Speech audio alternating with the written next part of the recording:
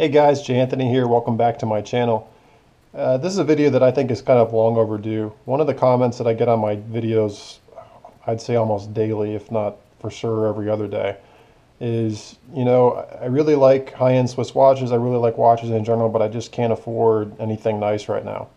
And I'm here to tell you that you can get yourself some really nice watches for not a lot of money.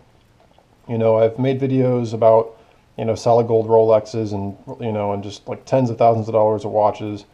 I've made videos on, Seiko Monsters and Orient Makos and, watches that cost multi-$100. But I understand now from your feedback that there's those of you out there that, really can't even consider spending a couple $100s on a watch. And, I want to tell you that it's honestly not that big of a deal. You can still get a great watch for that price. And so what I did is I dug through my watch collection, and I have way too much, and I found 3 watches that I picked up for 50 bucks. And so I'm here to tell you that you can still get a great watch even if you only have $50 to spend.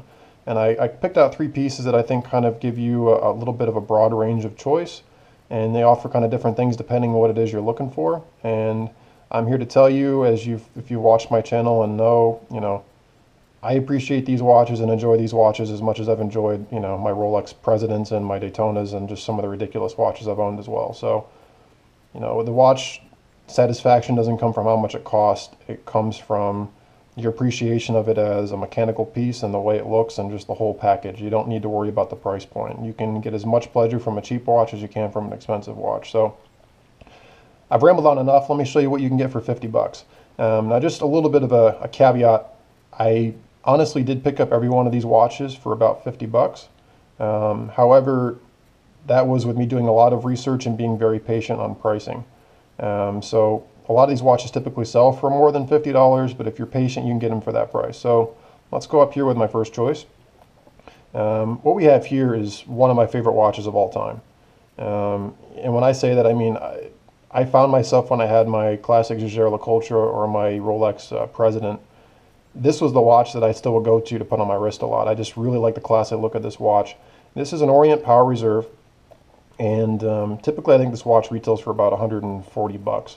However, there was a sale on one of our online retailers at one point, and they had it on sale for 50 bucks. Now, it did not come on this lizard strap. I put this strap on the watch. It came on a cheap strap for 50 bucks. However, you're getting a lot of value in this watch. And this being an Orient comes with the Orient in-house movement. It's an automatic movement. It's 28,000 or 21,000 beats per hour.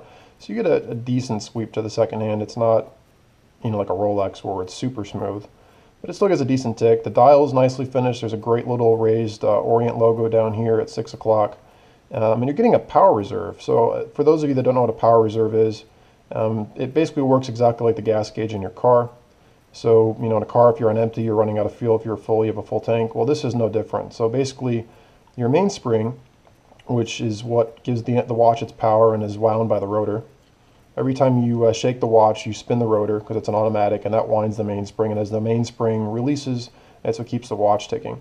And this watch is rated at about 40 hours power reserve. And what that means is if you set the watch down and just left it sitting on a dresser for 40 hours, didn't touch it, didn't wind the watch at all, it would keep running.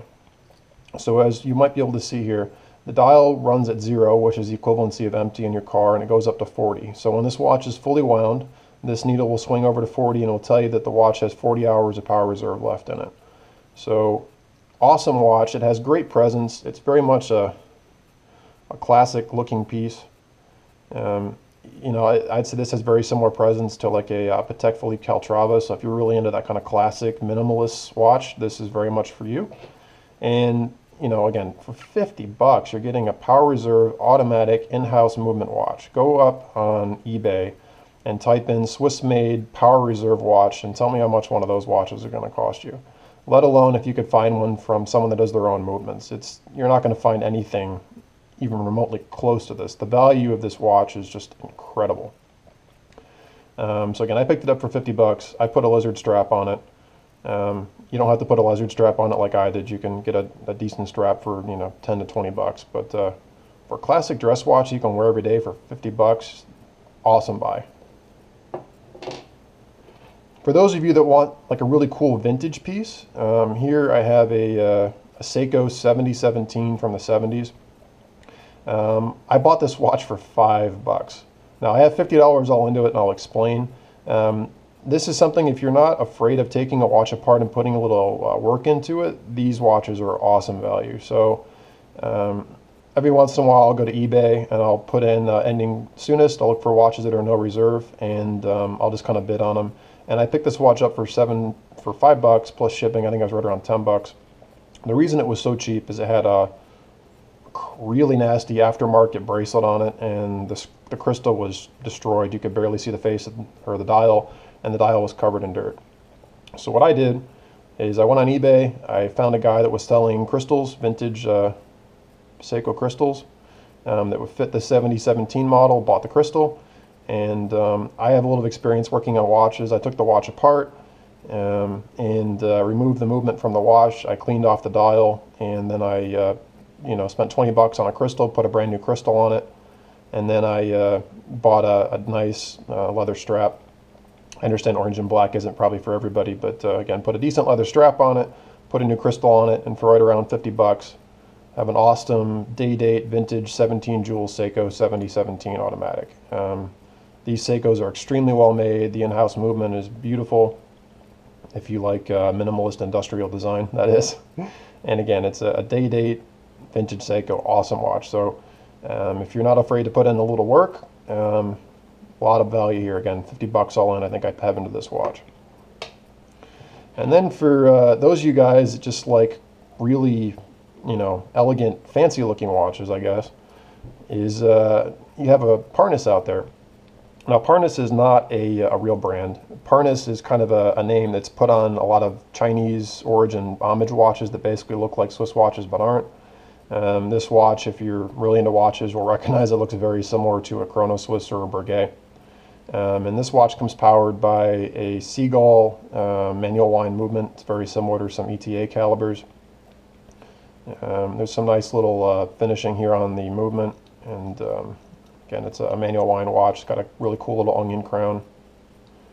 It's a dual time zone GMT. You have a second time zone up at 12, sub-seconds at 9, and it's actually a day-date indicator. So on the bottom, during the day, there's a sunshine down here, and as you scroll through into nighttime, the sun turns into a moon. So it's kind of a neat little, goofy add-on feature there. But typically, I think a lot of these are for sale on eBay for about $100. If you're really patient and wait several months, I watched them for months. Finally found one that was no reserve, bid it up, and bought it for $54. And this is a big watch. So just let me show you to you next to my Seiko Monster. Seiko Monster is 42 mil, and as you can see, the Parnis is an enormous watch. So again, if you're looking for like a high-end Swiss style for not a lot of money, awesome watch. And if you wanted to get something also Chinese origin, the closest thing you're going to come to is going to be like a Sterling original, which to me the quality isn't any better than this thing is. And a Sterling you're going to be paying probably $100 or more. So if you're patient, get one of these guys for $50. You're getting a lot of style for the money. So to all those out there that think that they need to have a lot of money to have a great watch, I disagree completely. Certainly the more money you spend, you're getting benefits in quality and prestige, and there's a whole bunch of other benefits, of course. But if you just like watches for the sake of watches, if you just like mechanical things and design, you're going to get a lot of satisfaction out of these pieces. And, take it from me, someone who's owned, solid gold Rolexes and all sorts of fun stuff. I like these watches every bit as much as I've liked those watches. And I'm here to tell you, at least in my opinion, the cost of a watch does not equal the satisfaction that watch gives you. So again, you have a lot of options out there.